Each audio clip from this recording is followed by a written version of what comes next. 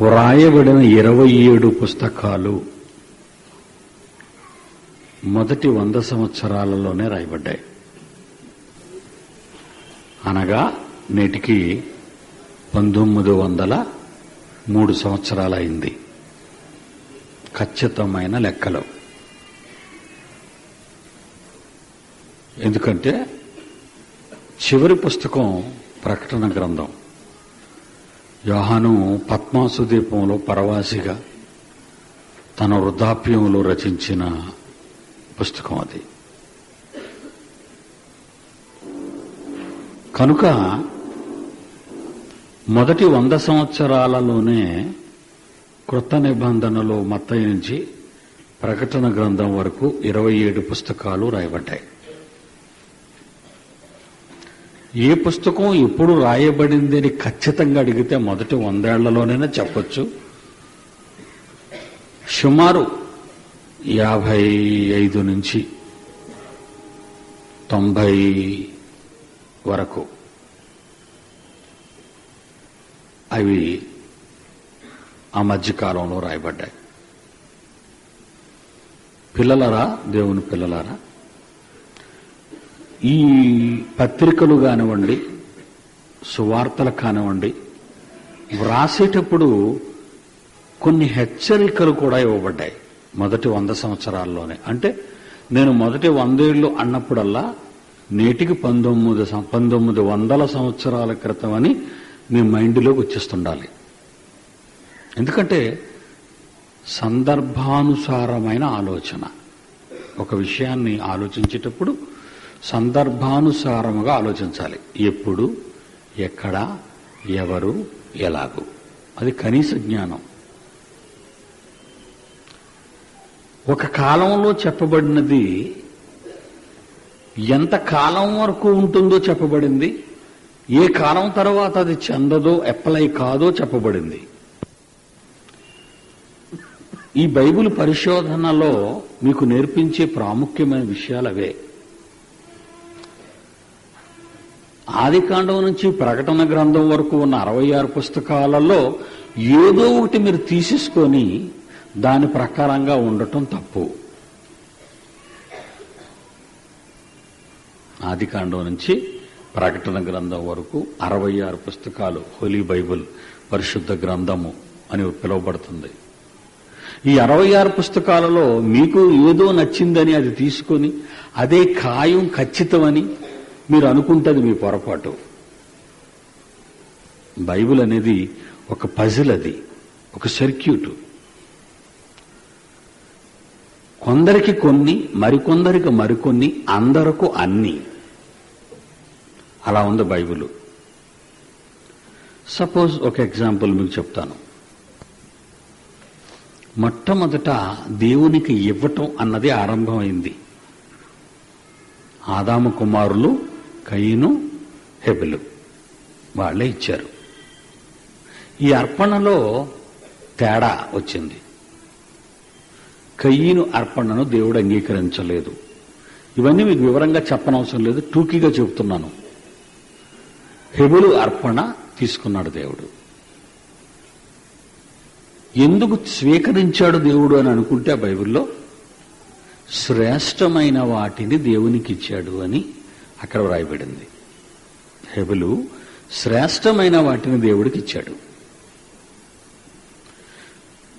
అసలు ఇన్నిటిని కలుగజేసిన దేవుడు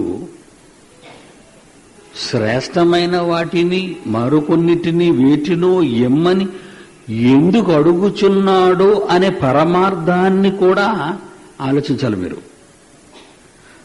అన్నీ ఇచ్చింది ఆయనైనప్పుడు అందులో శ్రేష్టమైన వాటిని ఎమ్మని మనిషిని అడగటంలో ఏదో మెలికి దాగుంది. అది బైబిల్ని పరిశోధించే విధానం. దేవుడికి లేక కాదు, నువ్వు పెడితే తినాలని కాదు ఆయనకి.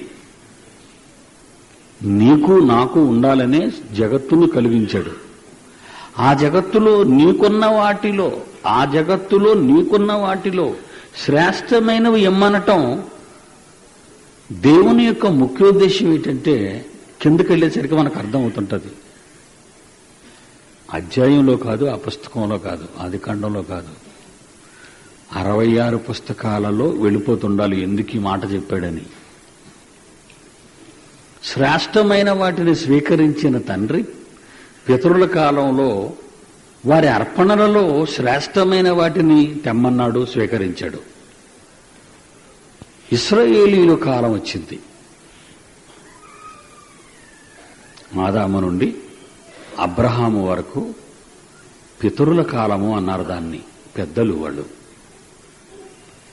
జ్యేష్ఠులు వాళ్ళంతా, పితరుల కాలం అది. ఆ కాలంలో ఆ వ్యక్తితోనే దేవుడు సంబంధం కలిగి ఉండేవాడు. సపోజ్ ఒక ఆదాము, అతనితో సంబంధాన్ని కలిగి ఉన్నాడు. అలాగే ఎగ్జాంపుల్కి ఒక అబ్రహాము, అతనితోనే మాట్లాడడం, విషయాలు మాట్లాడడం, డిస్కస్ చేయడం జరిగేది. అలాగే ఒక నోవహు, అతనితోనే మాట్లాడడం, అన్ని విషయాలు. అంటే పితరులను ఎన్నుకున్నాడు దేవుడు, వాళ్లతోనే మాట్లాడేవాడు. ఇశ్రాయేలీలు కాలం వచ్చేసరికి ఇశ్రాయేలీలు ఏమి చెయ్యాలి అన్నది దేవుడు మోషేని సీనాయి కొండ మీదకు తీసుకువెళ్లి ఆజ్ఞలు గల ధర్మశాస్త్రాన్ని ఇచ్చాడు. ఇవి ఇశ్రాయేలీలకు మాత్రమే, నాట్ ఫర్ ఆల్. మీకు అర్థమైందా? ఇశ్రాయేలీలకు మాత్రమే కొన్ని షరతులు ఇచ్చాడు. దానిని ధర్మశాస్త్రము అంది. ధర్మశాస్త్రము లేదా పాత నిబంధన. ఆ పాత నిబంధన మోషేకిచ్చిన ధర్మశాస్త్రం అది ఇశ్రాయేలీయులకే వర్తిస్తుంది గాని ప్రపంచంలో అప్పటికున్న అమాలేకీలకు గాని, హెవ్వీలకు గాని, హిత్తీలకు గాని, యుబీసీలకు గాని, మీకు అర్థమవుతుందా, ఏదోమీలకు గాని, అరబీయులకు గాని, భారతీయ ఇండియన్స్, హిందూ దేశంలో ఉన్న వాళ్ళకి గాని అవి ఎవరికి అప్లై కావు. కల్దీలకు గాని, గ్రీకులకు గాని, బాబిలోనియన్స్కి గాని. ఆ రోజు ఈ భూమి మీద చాలా వంశాలు, చాలా తెగలు, ప్రజలున్నారు. వాళ్ళెవరికీ ఇవ్వలేదు మోషే ద్వారా ధర్మశాస్త్రాన్ని. కేవలము ఇశ్రాయేలీలకు మాత్రమే ధర్మశాస్త్రాన్ని ఇచ్చాడు. ఆ ఇశ్రాయేలీలకు ఇచ్చిన ధర్మశాస్త్రంలో పితరులలో ప్రారంభకులలో కోరుకున్న కయీను హెబెలు ఇచ్చిన అర్పణలో, హెబెలు అర్పణలో శ్రేష్టమైన దానిని స్వీకరించానని చెప్పిన దేవుడు ఇశ్రాయేలీలు కాలం వచ్చేసరికి దశమ భాగాలు ఇవ్వండి అన్నాడు. ఇవన్నీ నేను ఎందుకు చెప్తున్నానంటే లోకల్గా అనేక మంది మరి ప్రియులు వచ్చారు కనుక వాళ్ళ కోసం క్లుప్తంగా అలా మీద చెప్పుకెళ్తున్నాను. మన స్టూడెంట్స్ తర్వాత వాళ్ళు రెఫరెన్స్ అడిగితే రెఫరెన్స్లు చెప్పండి. మన పిల్లలు ఇశ్రాయేలీలలో మాత్రమే దశమ భాగాన్ని పెట్టాడు. అది నేటి క్రైస్తవ సంఘాలకు వర్తించదు.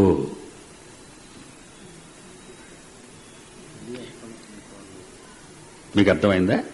చాలా మంది ఇశ్రాయేలీలకు ఇచ్చిన ధర్మశాస్త్రములోని దేవుని అర్పణ, చంద, కానుక, వీటిని ఈరోజు క్రైస్తవ సంఘాలలో కూడా వాక్యోపదేశకులు అనుకునే వాళ్ళు మీ దశంభాగం ఇవ్వండి, మీ దశంభాగం ఇవ్వండి, మీ దశంభాగం ఇవ్వండి అని అడుగుతున్నారు.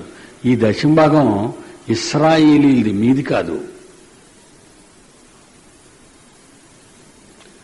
ఎందుకంటే ఈ ఇశ్రాయేలీయులు ఎంతవరకు ఈ ధర్మశాస్త్రము క్రింద ఉన్నారంటే యేసుక్రీస్తు వచ్చినంత వరకు. యేసుక్రీస్తు వచ్చిన తర్వాత వాళ్ళ చట్టాన్ని మార్చిస్తున్నట్టు బైబిల్లో మనకు కనబడుతుంటది. అంతవరకు మోషే ద్వారా ఇచ్చిన లా, ధర్మశాస్త్రం, పాత నిబంధన, ఇశ్రాయేలీలకు ఇచ్చిన నియమ, ఆచార, ధర్మ శాస్త్రము అని రకరకాలుగా బైబిల్ చెప్పింది. మరి యేసుప్రభు వచ్చిన తర్వాత వాటిని మార్చేస్తున్నట్టు మనం కొండ మీద ప్రసంగాల్లో మత్తయి సువార్త 5వ అధ్యాయం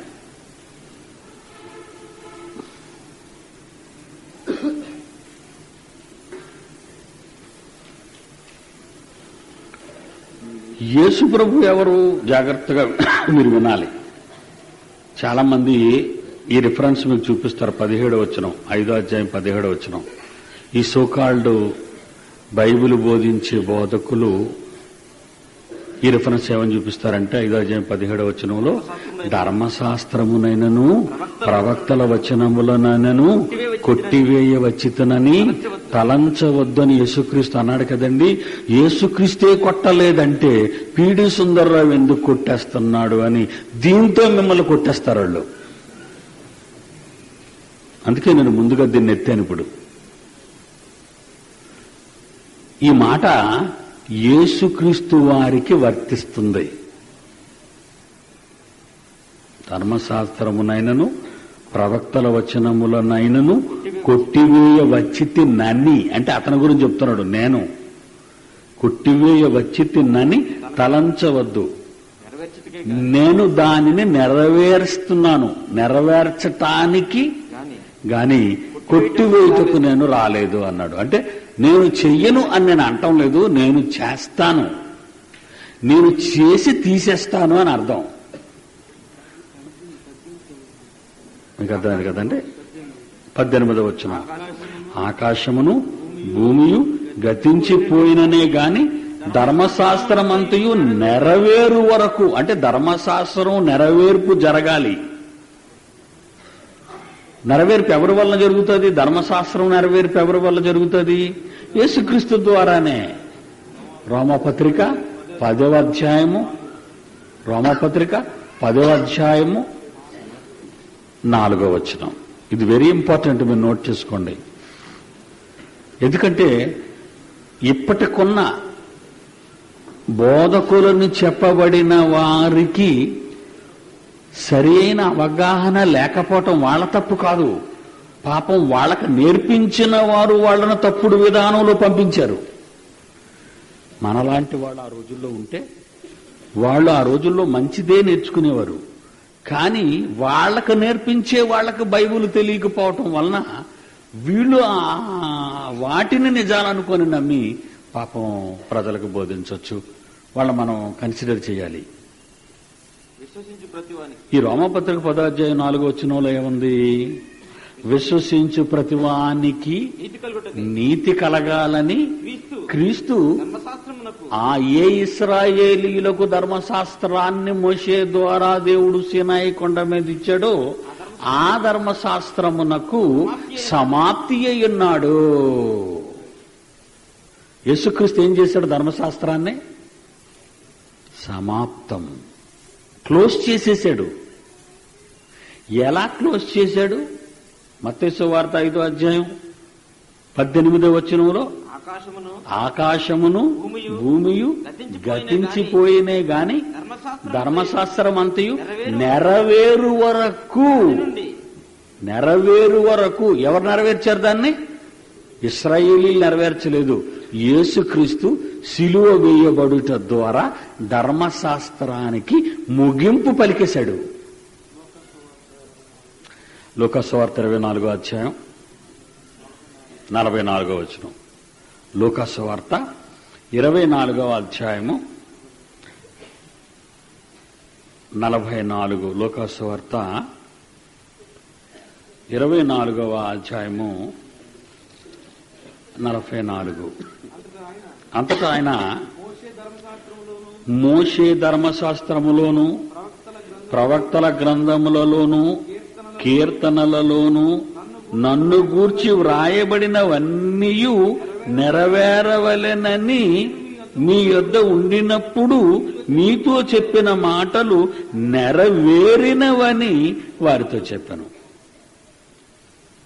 ఎందుకంటే ధర్మశాస్త్రము వలన, ఇశ్రాయేలీయులకు ఇవ్వబడిన ధర్మశాస్త్రము వలన ఏ శరీరియు నీతిమంతుడుగా తీర్చబడలేకపోతున్న కారణంగా ఆ ధర్మశాస్త్రాన్ని ఇచ్చిన దేవుడే తన కుమారుడైన యేసుక్రీస్తును పంపుట ద్వారా ఆ ధర్మశాస్త్రము నెరవేర్చలేని ఇశ్రాయేలీయులకు, ఆ ధర్మశాస్త్రమునకు దూరంగా ఉన్న అన్యజనులకు బదులు యేసుక్రీస్తుని శిలువ మరణం మీద బలి చేసి ధర్మశాస్త్రానికి సమాప్తిని పెట్టాడు ఆయన.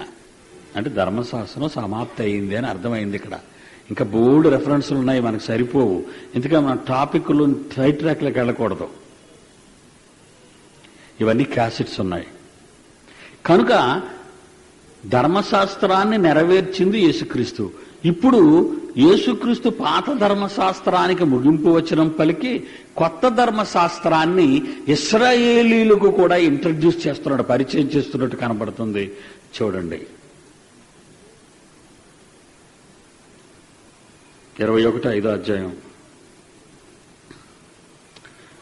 21 మత్తయి సువార్త. నరహత్య చేయవద్దు అని ధర్మశాస్త్రంలో మీతో చెప్పాను, తండ్రి చెప్పాడు. నరహత్య చేయవాడు విమర్శకు లోనగునని పూర్వీకులు అంటే ఎవరు? ఇశ్రాయేలీలతో చెప్పబడిన మాట మీరు విన్నారు కదా. ఇశ్రాయేలీలారా, మీ పూర్వీకులు ఉన్నారే, మీ తాత తండ్రులు, వాళ్ళతో నేను చెప్పాను మోషే ద్వారా. నరహత్య చేసేవాడు శిక్షింపబడాలా, చంపబడాలా. అది రాళ్లతో కొట్టి చంపాలా. పన్ను తీసిస్తే పన్ను, కన్ను తీసిస్తే కన్ను, అంతేనా? అలాగే అన్నాడా? కనుక నరహత్య చేసేవాడిని చంపేయాలి. ఈరోజు మన ఇండియన్ పీనల్ కోడ్ కూడా అదే.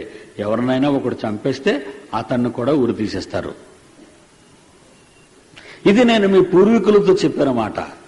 అదే ఖాయం చేసుకోండి అనలేదు, మారుస్తున్నాడు. చూడండి, నేను మీతో చెప్పినదేమనగా అన్నాడు. ఆ రోజు తండ్రి చెప్పాడు మాట, ఈ రోజు తండ్రి మార్చమన్న మాట. ఆ రోజు తండ్రి మోషే ద్వారా చెప్పిన మాట, ఈ రోజు నా ద్వారా మార్చమన్న ఆ మాట. నేను మీతో చెప్పినదేమనగా,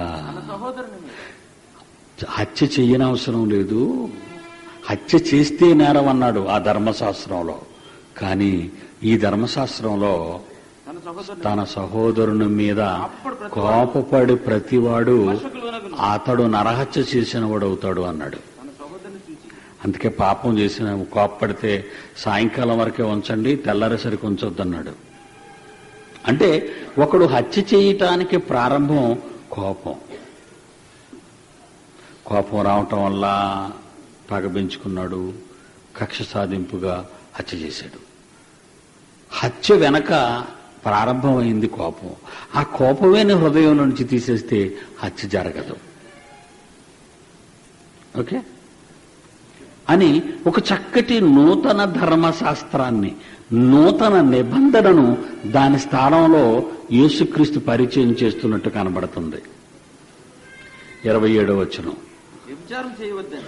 వ్యభిచారం చేయవద్దని మీ పూర్వీకులతో నేను చెప్పాను. అంటే నేను చెప్పాడు, మోషే ద్వారా తండ్రి చెప్పాడు. మీరు విన్నారు కదా.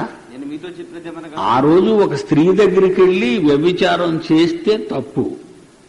కానీ ఈ రోజు నేనేం చెప్తున్నానంటే, యేసుప్రభు అంటున్నాడు, నేను మీతో చెప్పినదేమనగా, అసలు ఆ స్త్రీని ఒక రకమైన చూపుతో చూసేవాడు అప్పుడే తన హృదయంలో ఆమెతో వ్యభిచారం చేసిన వాడుగును అన్నాడు.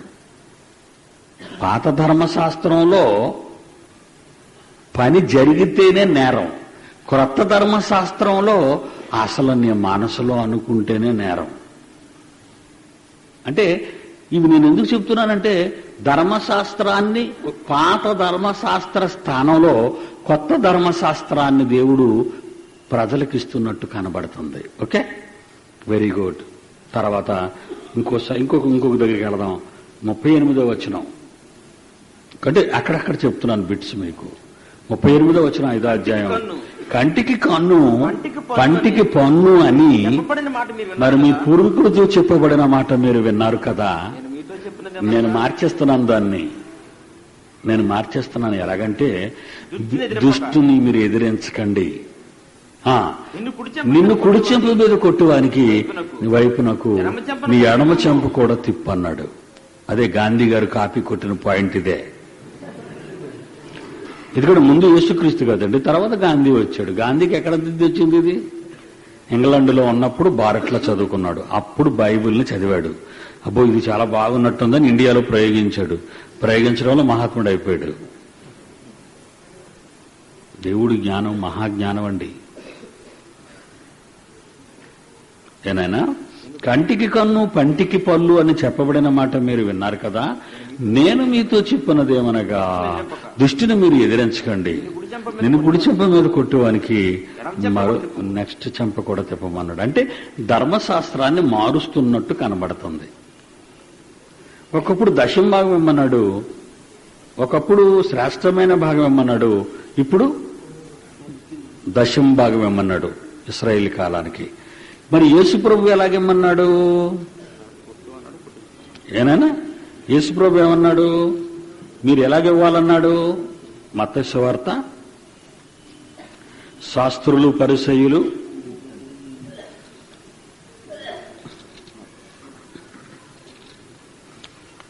మీ నీతి శాస్త్రుల నీతి కంటేను, మత్తయి సువార్త 5వ అధ్యాయంలోనే 19వ వచనం 20. శాస్త్రులు ఎవరు? ధర్మశాస్త్రాన్ని బోధించిన వాళ్ళు. అంతేనా? శాస్త్రులు ఎవరు? ధర్మశాస్త్రాన్ని బోధించిన వారు. మీ నీతి శాస్త్రులు బోధించిన ధర్మశాస్త్ర ప్రకారం దశం భాగం ఇవ్వాలి. ఇశ్రాయేలుకు మోషే ద్వారా ఇచ్చిన ధర్మశాస్త్ర ప్రకారం అది శాస్త్రులు ఆనాడు ఇశ్రాయేలుకు బోధించారు. మరి మీ నీతి ఇప్పుడు నేను మారుస్తున్నాను దాన్ని. ఎలాగంటే శాస్త్రుల నీతి కంటేను దశం భాగం ఇమ్మనే దానికంటేను, పరిసయ్యులు చెప్పిన దశం భాగం ఇవ్వాలనే నీతి కంటేను మీ నీతి అధికము కాని ఎడల, వాడు దశం భాగం ఇమ్మన్నారు, మీరు అంతకంటే ఎక్కువ ఇవ్వాలి. అధికము కాని ఎడల మీరు పరలోకానికి రారనేసాడంతే. అసలు మీరు పరలోకంలో ప్రవేశించరన్నాడు. అంటే ఇప్పుడు దశం భాగం ఇచ్చినాడు ప్రవేశిస్తాడా? ఆలోచించండి ఎంత క్లియర్గా ఉందో బైబిల్లో. ఇప్పుడు దశం భాగం కాలంలో లేవండి, మనం దశం భాగంలో లేవు. ఎందుకంటే దశం భాగంలో ఉన్నది ఇశ్రాయేలీలు, మనం కాదు. మనం ఎవరమే? క్రైస్తవులు. మనం ఇశ్రాయేలీలం కాదు.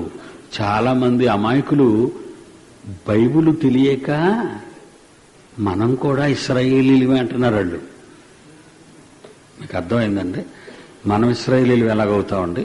అబ్రహాముకు పుట్టిన కుమారుడు ఇస్సాకు, ఇస్సాకు పుట్టిన ఆయన యాకోబు, యాకోబుకు 12 మంది కొడుకులు పుట్టారు. ఆ కొడుకులే 12 గోత్రాలుగా మారారు. వాళ్లే ఇశ్రాయేలీలు. వాళ్ళు ఎక్కడున్నారు? వాళ్ళ దేశం ఎక్కడ? వాళ్ళకు ఒక జెండా ఉంది, వాళ్ళకు ఒక దేశం ఉంది, వాళ్ళకి ఎల్లలున్నాయి.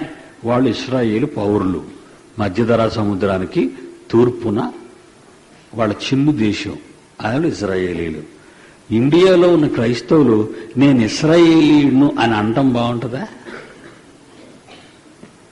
ఆ మాటకు బదులు నేను పాకిస్తాను అనండి. డొక్కసీరి డోలు కట్టేస్తారు పోలీసులు వచ్చి, ఐఎస్ఐయోడు లోనికి ఎంటర్ అయిపోయాడని.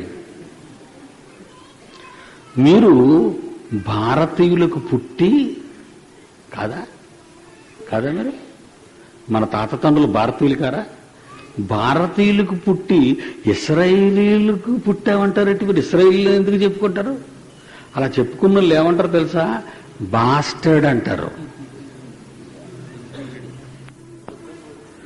ఎవడైనను ఈ బోధను తేక మీ యుద్ధకు వచ్చిన ఎడలా, ఎలా ఉందో చూడండి. 2 యోహానండి 9-10 వచనాలు, ప్రకటన గ్రంథం ముందున్న పుస్తకాలు.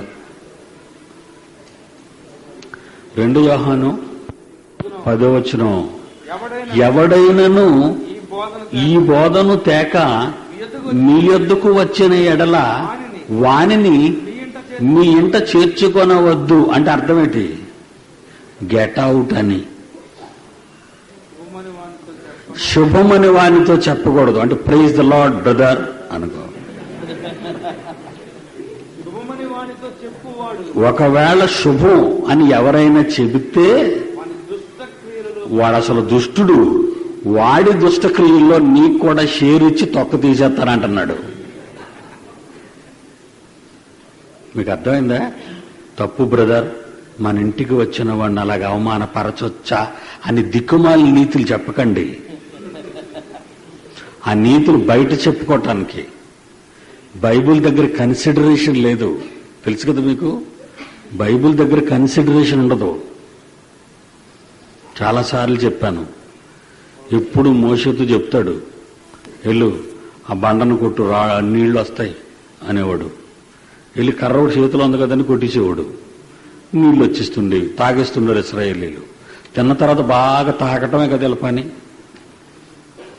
ఒకసారి వచ్చేసరికి గోల్ చేసేస్తున్నారు మోజెస్ దగ్గరికి వచ్చి, మాకు నీళ్లు కావాలని. అరణ్యంలో ఏటయ్యా మమ్మల్ని చంపడానికి తెచ్చావా అని అడుగుతున్నారు వాళ్ళు. పాపం మోషే గారు చాలా బాధపడిపోయారండి. 40 సంవత్సరాల నాయకత్వం అంటే చిన్నమాట అండి. 10 రోజులకి నాయకత్వం వహించడానికి మాకు అల్లకల్లోలం అయిపోతుంది. 10 డేస్కి 40 ఇయర్స్కి లీడర్షిప్ చేశాడు. ఎక్కడ? మంచి మంచి కోటలలోనూ మంచి మంచి తోటలలోనూ కాదు, అరణ్య మార్గాన్న రన్నింగ్, నడవటం, వెళ్ళటం. విసిగిపోయి దేవుడి దగ్గరికి వచ్చి అంటాడు, నీళ్లు కావాలంటున్నారు బాబు మహానుభావ. ఏంటంటే దేవుడు పాపం చెప్పేటప్పుడు ఆయన రైటే చెప్పాడు, ఈయన వింటాం పరాకైపోయింది. ఇల్లా బండతో మాట్లాడన్నాడు, జస్ట్ చేంజ్ చేశాడు. అంతవరకు కొట్టమన్నాడు ఆయనే. ఇప్పుడేమన్నాడు, నువ్వు వెళ్ళే బండతో మాట్లాడన్నాడు. అలా కొట్టడం అలవాటు అయిపోయింది కదండి దీనికి. అదే చెప్పుంటాడని ఓవర్లుక్ అయిపోయి టపాలమని కొట్టేశాడు కర్రతోనే. నీళ్ళు వచ్చాయి, నీళ్లు మాత్రం రాలేదు, రాకుండా ఆగలేదు. నీళ్లు వచ్చాయి, నీళ్ళంతా తాగారు. ఆ మోసే నెల రమ్మనమన్నాడు. బైబిల్ చదివితే వండరండి. దేవుడు మనస్సు నెరగాలి. నువ్వు నీ మనసు ఎవరికి కావాలి? నీ కోరికలు ఎవరికి కావాలి? అతనికంటూ ఒక అంతస్తు ఉంది, అధికారం ఉంది, అతని మాట పలుకుబడి, అతని మాట చలామణి. భూమి కలుగగాక అని అనగానే కలిగేసింది అంతే. అది మనం అంటే కలుగుతుందా? మోషే వచ్చాడు, ఏం బాబు పిలిచావన్నాడు. నువ్వు మాత్రం పాలుతేళ్లు ప్రవహించి దేశంలోకి రావు అన్నాడు. అంతే. ఎందుకు బాబు ఇంత పెద్ద శిక్ష వేసావన్నాడు. ఇన్ని సంవత్సరాలు నడిపించి చివరి వరకు వచ్చేసరికి నన్ను లోపలికి వెళ్లకుండా ఆపేస్తున్నావా అంటే, ఫోన్లో కళ్ళతో చూస్తావు కానీ లోపలికి వెళ్ళవు అన్నాడు. నేనేం తప్పు చేశానన్నాడు. నేను బండతో మాట్లాడమంటే నువ్వు కొట్టావు. నా మాటకు విలువ లేకుండా ఇశ్రాయేలు సమూహం ముందు నన్ను అవమానపరిచావు నువ్వు. చూసారా ఎంత శిక్ష వేశాడో. మోషే నా ఇల్లంతటిలో నమ్మకమైన వాడు. మోషే లాంటి సాత్వికుని భూమి మీద నేను ఎవరినై చూడలేదని మంచి మంచి గోల్డ్ మెడల్ ఇచ్చాడు ఆయనకి. అప్పుడు గుర్తు రాలేదండి మోషే గురించి. ఆయన దగ్గర మెచ్చుకుంటే గోల్డ్ మెడల్, మెచ్చుకోకపోతే ఉన్న మెడల్ తీసేస్తాడు. ఏ మెడల్ వేసుకోవడానికి మెడల్ లేకుండా చేసేస్తాడు. అది నీ తండ్రికున్న మనస్సు. ఇది ఈ క్రైస్తవ ప్రపంచానికి అర్థం కావటం లేదు. తండ్రిని తెలుసుకోవా? నీ తండ్రి ఎలాంటి వాడో నీకు అర్థం కావాలా వద్దా? నీ తండ్రి ఎలాంటి వాడో నువ్వు అర్థం చేసుకుంటేనే నువ్వెవరో ఆయన తెలుసుకుంటాడు. అందుకే ఒక పాట కట్టారు, దేవుడు నీకు తెలుసు, నువ్వు దేవునికి తెలుసా? నువ్వు దేవునికి తెలియాలి అంటే దేవుడెవరో, దేవుడు ఏంటో, ఆయన మనస్సు ఏంటో నీకు తెలియాలి అన్నాడు. అది ఆ పాట. అదే ఓపెన్ యూనివర్సిటీలో ఉన్న సూపర్ ఎడ్యుకేషన్. ప్రపంచంలో ఎక్కడ ఈ టైప్ ఆఫ్ ఎడ్యుకేషన్ చెప్పరండి. ఎవడైనాను ఈ బోధను తేక మీ యొద్దకు వచ్చిన ఎడల వానిని మీ ఎంట చేర్చుకొనవద్దు, శుభమని వానితో చెప్పవద్దు, శుభమని వానితో చెప్పువాడు వాని దుష్టక్రియలలో పాలివాడగును అన్న ఈ మాట మొదటి 100 సంవత్సరాలలో ఉన్న క్రైస్తవులకు చెప్పిన మాట అది. ఈ మాట ఈవేళ నేను మీతో చెప్పిన మాట కాదు. ఈ మాట చెప్పమని చెప్పి 1900 సంవత్సరాలు అయింది. ఈ మాట చెప్పమని చెప్పి దేవుడు ఇప్పటికి 1900 సంవత్సరాలు అయిందండి.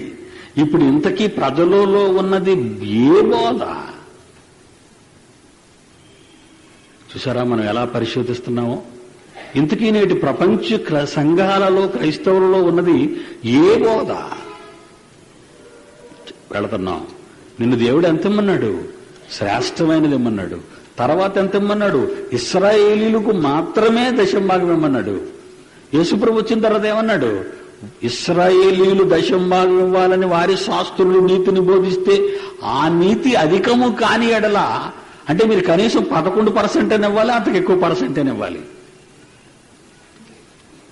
అంటే ఇప్పుడు దశంభాగం కంటే పెద్ద లెవెల్కి వెళ్ళాం మనం. అమ్మయ్య ఈయనేదో తగ్గించేస్తారు కదా మనకి లక్కీ అనుకుంటున్నారా మీరు? రాను రాను ఎప్పుడు స్టేజ్ పెరుగుతుంది కానీ స్టేజ్ తరగదు. ఇప్పుడు క్రైస్తవులు ఎంత ఇవ్వాలి అని మనం ఆలోచిస్తే ఒక దగ్గరికి వచ్చేసరికి ఓ పేద విధవరాలు 2 కాసులు వేసింది. అప్పుడు ఆయన ఏమన్నాడు? లూకాసు వార్త 21వ అధ్యాయం 4. వారందరూ తమకు కలిగిన సమృద్ధిలో నుండి ఎంతో కొంత కానుకలు వేసేసారు. అది ఎక్కువ కావచ్చు. ఈమె తనకు అసలు ఏమీ లేనప్పుడు తనకు కలిగిన జీవనమంతా వేసెను. ఇది ఎంత పర్సెంటేజ్ చెప్పండి మీరు ఆలోచించి. తనకు కలిగినదంతా ఇచ్చేసిందట. దీన్ని ఎంత పర్సెంటేజ్ అంటారు? దీన్ని 100%. 100% అండి. ఇప్పుడు ఏ పర్సెంట్ ఇవ్వాలి మీరు? 100%. దశంభాగం వస్తే చాలని అడ్జస్ట్ అయిపోతున్నారు పాస్టర్లు. దశంభాగం ఇచ్చేస్తే సరిపోతుంది అనుకుంటున్నారు క్రైస్తవులు. దేవుడు అంటున్నాడు, యేసుప్రభు వచ్చి మార్చేస్తూ అనే నిబంధనని వారందరూ తమకు కలిగిన సమృద్ధిలో నుండి కానుకలు వేసిరు గాని ఈమె తన లేమిలో తనకు కలిగినదంతా ఇచ్చేసింది. అంటే క్రొత్త నిబంధన కాలం వచ్చేసరికి యేసు బోధనలోని మార్పు ఏంటంటే ఇవ్వటంలో మొత్తం ఇచ్చే అన్నాడు. మరి మొత్తం ఇచ్చేస్తే మనమేం బతుకుతామండి? అంటే దేవుని పనికి అవసరమైనంత ఇచ్చి మిగిలి నువ్వు తీసుకో. అది నువ్వు తినకుండా మానే పస్తులుండు అని కాదు అక్కడ. దేవుని పనికి అవసరమైనంత ఇచ్చి నువ్వు బ్రతుకు. కొరింథీయులకు రాసిన మొదటి పత్రిక, కొరింథీయులకు రాసిన మొదటి పత్రిక 16వ అధ్యాయం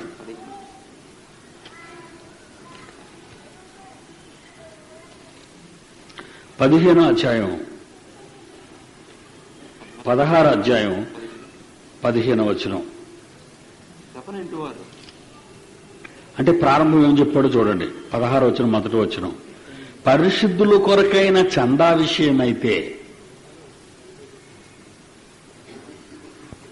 పరిశుద్ధుల కొరకైన చందా విషయమైతే నేను గలతీయ సంఘములకు నియమించిన ప్రకారము మీరు నీ చేయుడి. మరి ఎలా చేయమన్నాడు, ఎంతమ్మన్నాడు అని మనం అనుకుంటే 15వ వచనం. స్టెఫను ఇంటివారు అక్కయ్య యొక్క ప్రథమ ఫలమై ఉన్నారని వారు పరిశుద్ధులకు పరిచర్య చేయుటకు తమ్మును తాము అప్పగించి కొని ఉన్నారని మీకు తెలియను. ఎంత ఇచ్చేశారట వీళ్ళు? ఇప్పుడు మీరంతా పరిశుద్ధులు, క్రైస్తవులు కదా, ప్రభు రక్తం చేత కడగబడిన వాళ్ళు, మీరు పరిశుద్ధులు. మీకెంత ఇవ్వాలి?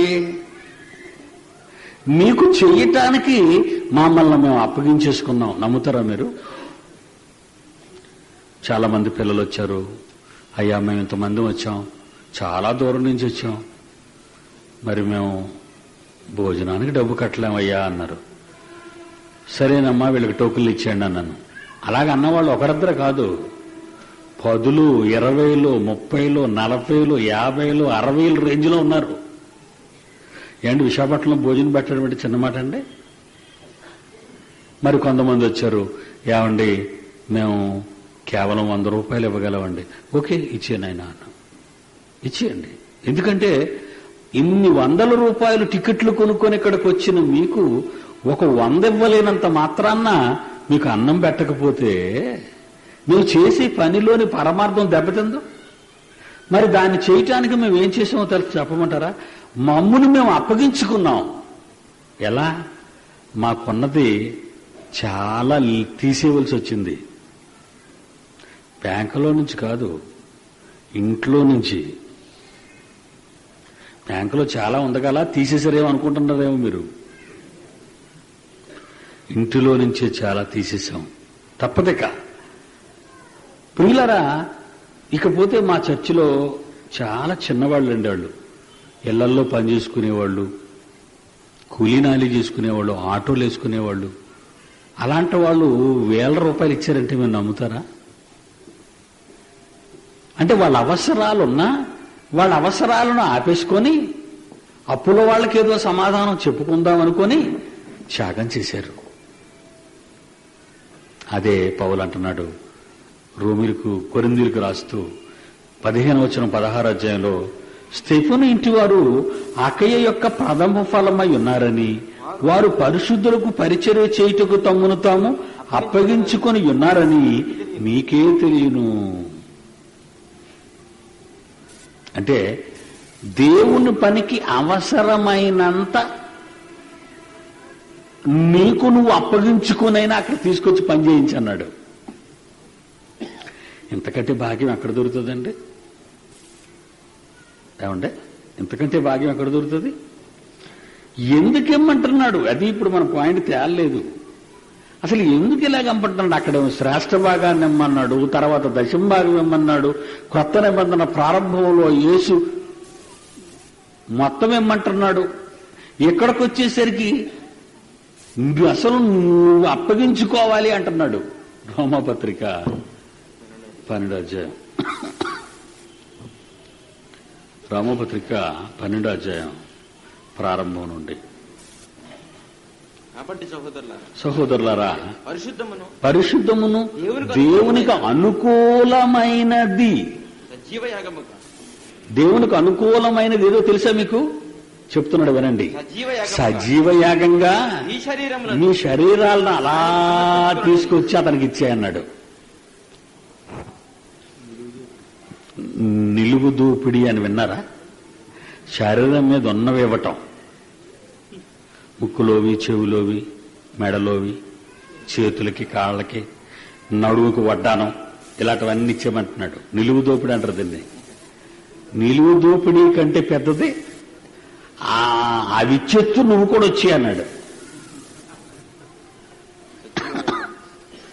అమ్మా, మా గేదె రోజుకి 10 లీటర్ల పాలు ఇస్తుంది, ఆ 10 లీటర్ల పాలు ఇచ్చేస్తున్నాను దేవుడికి అన్నావు అనుకో, గేదెని కూడా తీసుకొచ్చి ఇక్కడ కట్టే అన్నాడు.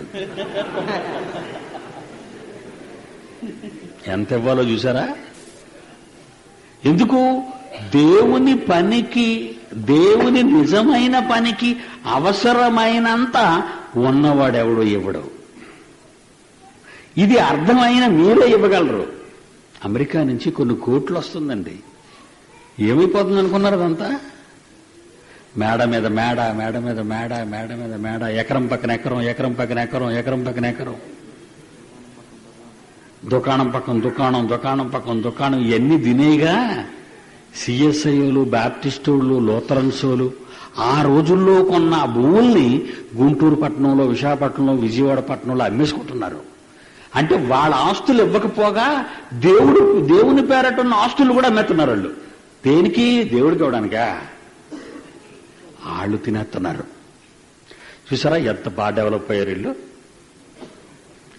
దేవుడే ఒక రకంగా డెవలప్ అవ్వంటారా అంటే, చూడు నువ్వు గాని గట్టిగా మాట్లాడితే దేవుడితోనే, నీ పూసిన బేడ ఎప్పుడైనా మా మధ్యకు వచ్చావంటే నిన్ను కూడా అమ్మేస్తాం ఆ స్థితికి వచ్చిందండి క్రైస్తవ్యం. ఉత్తరాలు ఏం రాస్తారో తెలుసా? ఇప్పటికి నేను సువార్త ఇండియాలో ప్రకటించిన తరువాత 200 కోట్ల మంది మారిపోయారంటాడు. ఆయన ఇండియా జనాభా ఎంత? 110 కోట్లు. ఇది 200 కోట్ల మంది ఎక్కడి నుంచి మార్చేశాడు అనుకునే జ్ఞానం ఆ ఇచ్చిన దరిద్రుడికి ఉండదు. మీరు నమ్ముతారా? ఇటు అమెరికా వాడు జ్ఞానవంతులు అనుకుంటున్నారా? బుద్ధిలోని వాళ్ళు.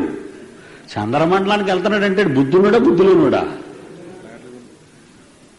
ఈ మధ్య చంద్రమండలం మీద స్థలాలు అమ్మే ఒక రియల్ ఎస్టేట్ కంపెనీ అమెరికాలో పుట్టింది. ఎక్కడండి అమ్ముతున్నారు? అందులో కొనుక్కున్నాడు ఎవడో తెలుసా? హాలీవుడ్ స్టార్స్ కొనేసుకున్నారు. అందులో ఒకనాటి రొనాల్డ్ రేగన్ ఎక్స్ ప్రెసిడెంట్, అతడు కూడా 1 ఎకరం కొనుక్కున్నాడు అక్కడ. జిమ్మీ కార్టర్ 1 ఎకరం కొనుక్కున్నాడు. అమెరికా ప్రెసిడెంట్లు. ఇప్పటికే ప్రపంచంలో 20 లక్షల మంది అమెరికా చంద్రమండలం మీద స్థలాలు కొనేసుకున్నారు. సో ఎంత డెవలప్ అయిపోయారు వాళ్ళు. వాళ్ళకేమైనా జ్ఞానం ఉందండి? చంద్రమండలం ఇది నేను అబద్ధం చెప్తున్నా అనుకున్నారా? ఈనాడు స్పెషల్ ఎడిషన్ వచ్చింది తెలుసా మీకు? ఈనాడు స్పెషల్ ఎడిషన్ రేపు చూపిస్తానంటే పుస్తకాన్ని ఫోటోలతో వేసాడు పాపం. ఆదివారం అట్ట మీద బొమ్మ వేశాడు. ఎందుకంటే ఒక జోక్ వేసాడు ఆ బొమ్మలో. ఏంటంటే ఒకడు వ్యోమగానే దిగుతాడు చంద్రమండలం మీద. దిగి అంటాడు భూమికి సంకేతాలు పంపుతున్నాడు, ఇక్కడ ఎవరి ప్లాట్లను కొనేసుకున్నారు, ఎవరు దిగనివ్వటం లేదని. అది జోక్ వేసాడు అక్కడ కవర్ పేజీ మీద.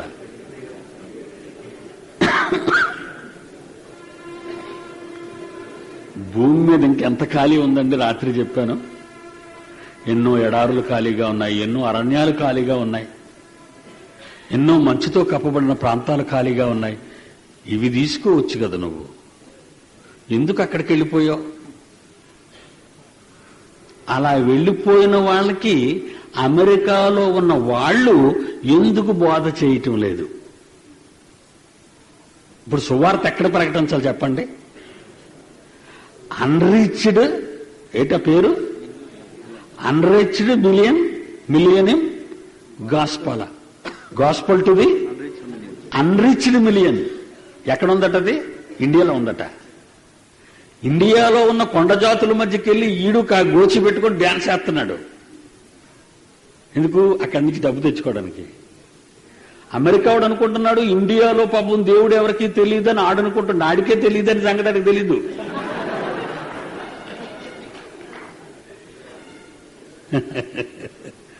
చెడ్డ మంటగా ఉందండి అందరికీ నా మీద. ఈడు బతకడు, మమ్మల్ని బతకనివ్వడు, కనుక వీడిని బతికించటం అంత మంచిది కాదు. అదే కదండి నెక్స్ట్ రిజల్ట్. నాకు నన్ను ఉంచుతారని మీరు అనుకోకండి, తీసేస్తారు. భయం వాళ్ళకి. వాళ్ళ బిజినెస్ దెబ్బతింటుంది, వాళ్ళ వ్యాపారం దెబ్బతింటుంది.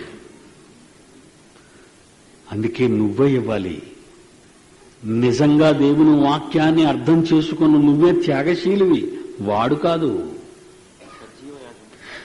ఇక్కడ ఏమంటున్నాడు కింద రోమపత్రిక 12వ అధ్యాయం 1వ వచనం, పరిశుద్ధమును దేవునికి అనుకూలమునైన సజీవ యాగంగా మీ శరీరమును ఆయనకు అప్పగించుడు. శవం అయిపోయిన తర్వాత గుడి ముందుకు తీసుకొచ్చి పడతారు పెట్లో. ఎప్పుడు తీసుకొచ్చారండి ఈయన్ని? అమ్మగారిని కానీ అయ్యగారిని కానీ మన చర్చిలో ఎప్పుడు తీసుకొస్తారు గుడి దగ్గరికి? చచ్చిపోయిన తర్వాత డెడ్ బాడీని అక్కడ పెడతారు గుడి దగ్గర ముఖద్వారంలో. కానీ లోపలికి రానివ్వరు అనుకుంటున్నామండి. ముఖద్వారం దగ్గర లోపల తెస్తారా? రానివరా? తెస్తే మంచోళ్ళు, తేనిపోయినా మంచోళ్లే. బయట పడేస్తారు. అప్పుడు అయ్యగారు వస్తారు, గౌను గీవును బెల్టో దండ, మెడలో సిలువ, చేతులు బైబిలు. ఏమంటాడండి? సోదరుడు మరణించిన అతని ముఖంలో కాంతి తగ్గలేదంటాడు. నవ్వు ముఖం అంట. అయిపోయిందా? ఇక చెప్తాడు చూడండి ప్రార్థన. దేవుడు నెక్స్ట్ ఒక వాక్యం చెప్తాడు. అంటే చచ్చిపోయిన వారి గురించి కొన్ని వచనాలు ఉంటాయి, పుట్టిన పిల్లల గురించి కొన్ని వచనాలు ఉంటాయి, పెద్ద పిల్ల అయినప్పుడు కొన్ని వచనాలు ఉంటాయి, ఇల్లు కట్టుకున్నప్పుడు కొన్ని వచనాలు ఉంటాయి. ఇంటికి సెక్యూరిటీ కావలిస్తే Jesus Christ the head of this house అని ఒక వాచ్మెన్ పడేస్తారు అక్కడ. అంతేనా? ఏ పాలు క్యాలెండర్ వేశాడు, Jesus Christ the head of this house. ఎక్కడున్నాడు? ఏడి? ఎక్కడా లేడు. ఎందుకున్నాడు? కాపలా, గోర్ఖలా తిరగాల సెక్యూరిటీ. ఏమంటాడు తెలుసండి? శవాన్ని ఇక్కడ పెట్టి, తండ్రి నీ బిడ్డను చేర్చుకో. ఆ ప్రార్థన విన్నవాళ్ళు చెయ్యొద్దండి, అలా ప్రార్థన విన్నవాళ్ళు చెయ్యొద్దండి. చూసారా, నేను అబద్ధం ఆడలేదు, దించేయండి. ఏమండి, ఇక్కడి నుంచి నేను ప్రధానమంత్రికి ఒక టెలిఫోన్ చేసి, మిస్టర్ వాజ్పేయి మా వాడిని నీ బంగ్లాలో ఉంచు అన్నాను అనుకో, ఆ నెంబర్ ఎక్కడి నుంచి వచ్చిందో చూడమంటాడు ఇంటెలిజెన్స్ వాళ్ళతోనే. భారత్ ఆఫ్టర్ ఆల్ ఒక చిన్న దేశం ప్రధానండి, అమెరికా ప్రెసిడెంట్ కాదు. ఇండియా చాలా చిన్నది, పేద దేశం కదా మనది. పలానా దగ్గర నుంచి వచ్చింది, ఎవడవాడు వెరిఫై చేయండి, పట్టేస్తారు. ఇంతకీ నీ బ్యాకింగ్ ఏంటని అడుగుతారు. ఎవడరా నువ్వు? ఒక ప్రధానమంత్రిని ఎవడో అనామకుని అక్కడ పంపించి ఆయన బంగ్లాలో చేర్చుకోవాలా? భూమి మీద ఒక మనిషి మీదే, ఒక పదవిలో ఉన్నవాడి మీదే ఆయనతో మాట్లాడడానికి నాకు అర్హత లేనప్పుడు లోకాలను కలుగు చేసిన సర్వేశ్వరుడితో మాట్లాడే విధానం అదే. ఈ భక్తుడిని చేర్చుకో నీ సన్నిధికి, తర్వాత నేను వస్తాను. ఎంత ధైర్యం అండి వాడికి ఆ మాట అనడానికి? పాస్టర్ గాని రెవరెండ్ గాని వాడు ఎలాంటి వాడైనా అవనవ్వండి, దేవుడితో వీడు బతుకున్నంత కాలం ఎప్పుడూ గుడికి రాలేదు. శవయ్యారు కనుక ఈడ్చుకొచ్చారు ఇక్కడికి. వీడు బతుకున్నంత కాలం ఎప్పుడు దేవుని కొరకు పని చేయలేదు. ఇప్పుడు పూడి చేయడానికి, దినవారం భోజనం తినేయడానికి భక్తులు చేరారు. ఆడు చెప్తే వీళ్ళు తినేస్తారు, అదేటో అర్థం అవదు. ఆడు చచ్చిపోయి ఆడు బాధపడుతుంటాడు. ఇంతకీ వీడికి ఏది ఇష్టం అండి అంటే, వీడికంటే మటన్ అంటే గొప్ప ఇష్టం అంటే ఆ మటన్ వీళ్ళు తినేస్తారు అందరూను. సంస్మరణ సభ ఏమంటారు దాన్ని? జ్ఞాపకార్థ కూటం. అందుకని ఎవరెవరి కొరకు ఆలోచించుచున్నారని పాట పెట్టాం. అందుకే పాటలు, మన పాటలన్నీ బుర్ర తిరిగిపోతాయి కదండి అందరికీ. అంతా మాయండి, ప్రజల్ని దోచుకుతుంటున్నారు వీళ్ళంతా. బైబిలు తెలియక మనుషులను వక్ర మార్గాన్ని నడిపిస్తున్నారు. శ్రేష్టమైనది వాళ్ళిచ్చారు, దశమ భాగాన్ని వీళ్ళిచ్చారు, ఉన్నదంతా వాళ్ళిచ్చారు. చివరకు వచ్చేసరికి నీకు నువ్వే అర్పణ చేసుకో అని చెప్పాడు. అందుకే చందా ఇవ్వటం ఆ రోజు అది నేర్పించాడు. 1 యోహాను 3వ అధ్యాయం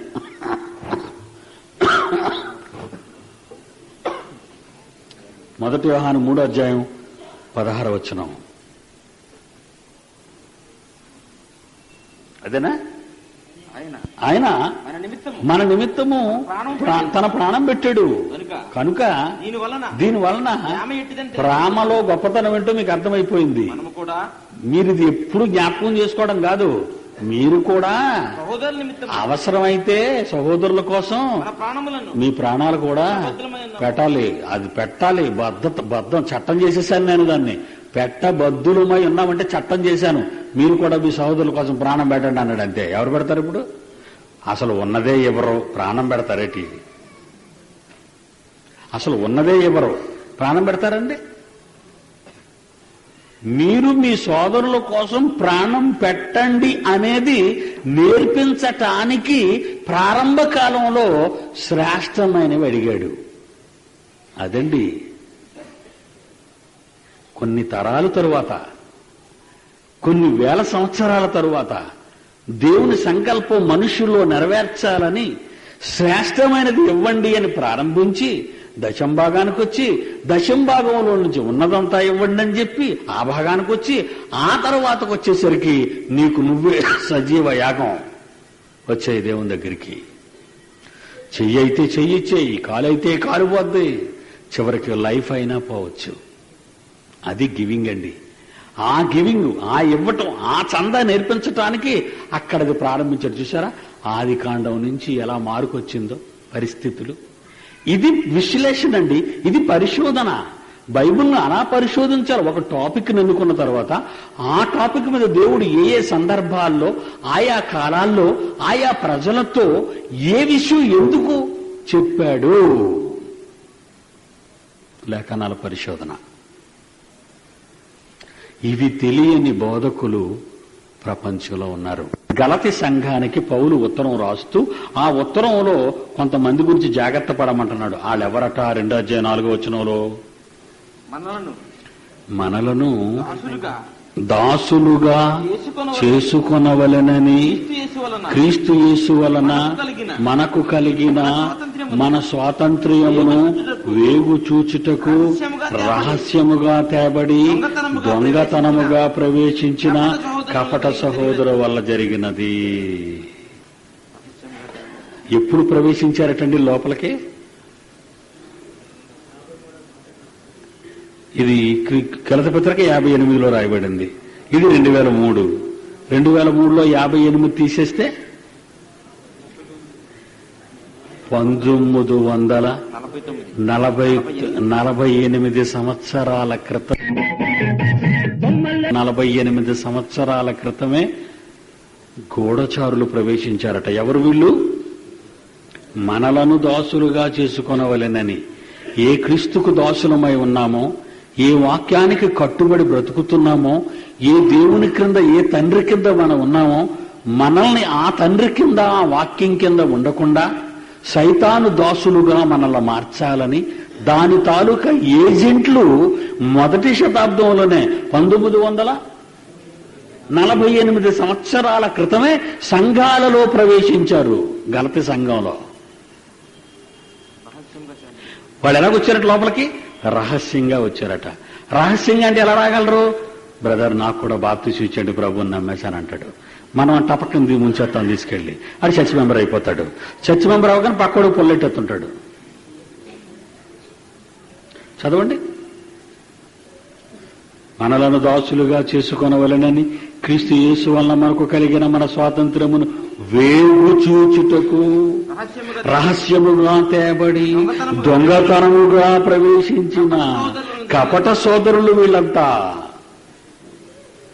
దొంగతనంగా వచ్చారు మనల్ని మోసగించటానికి. వీళ్ళు మనల్ని మోసగించటానికి ప్రవేశించారు వీళ్ళంతా అంటున్నాడు పౌలు 1వ అధ్యాయం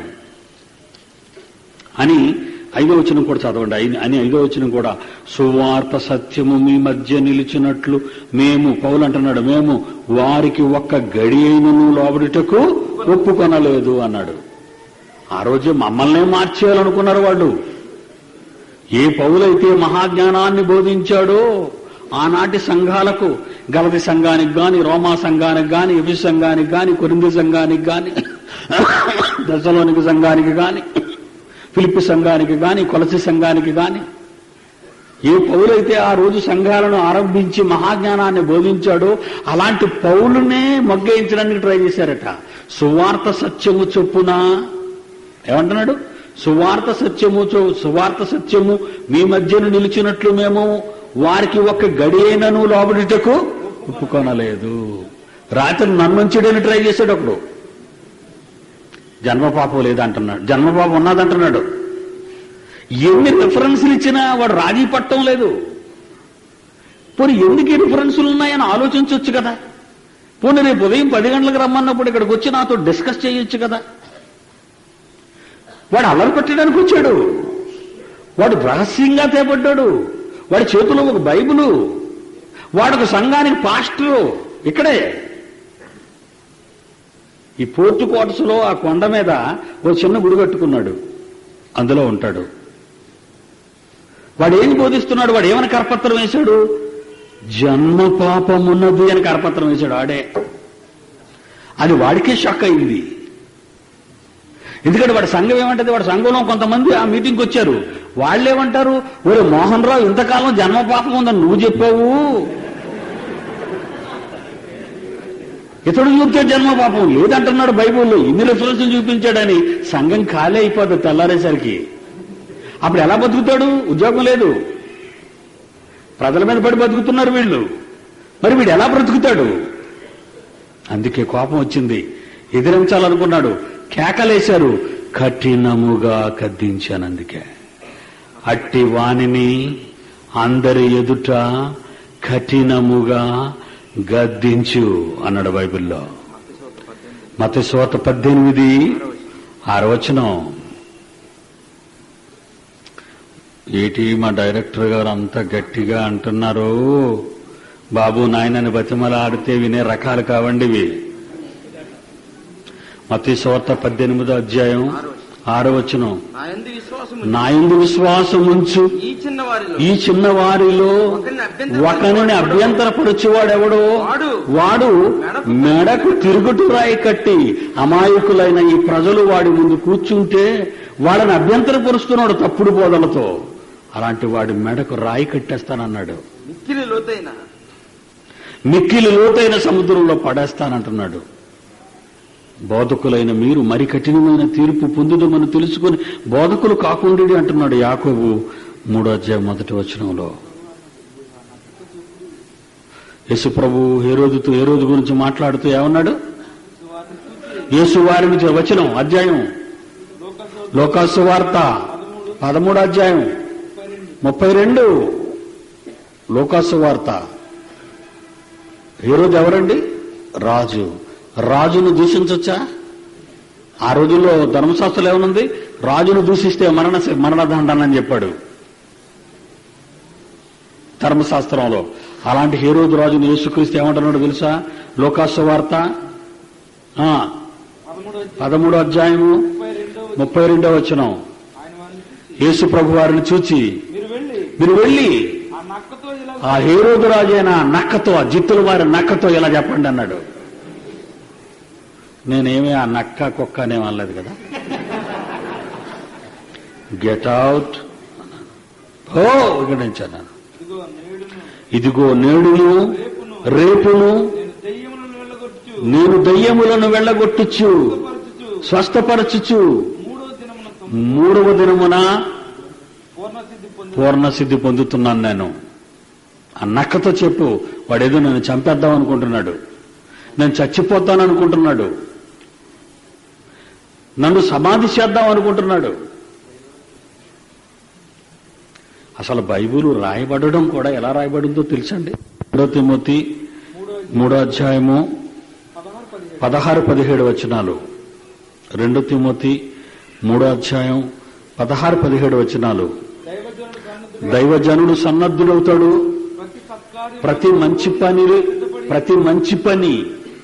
ప్రతి మంచి కార్యాన్ని చేయడానికి సంపూర్ణంగా సిద్ధపడతాడు. దైవ ఆవేశము వలన కలిగింది బైబిలు. దైవ ఆవేశం వలన కలిగిన ప్రతి లేఖనము ఉపదేశించటానికి, ఖండించటానికి, తప్పుదిద్దడానికి, నీతి యందు శిక్ష విధించటానికి ప్రయోజనకరమై అన్నదన్నాడు. ఆవేశం ఏదో చెప్పొద్దండి, ఆవేశంతో చెప్పొద్దా?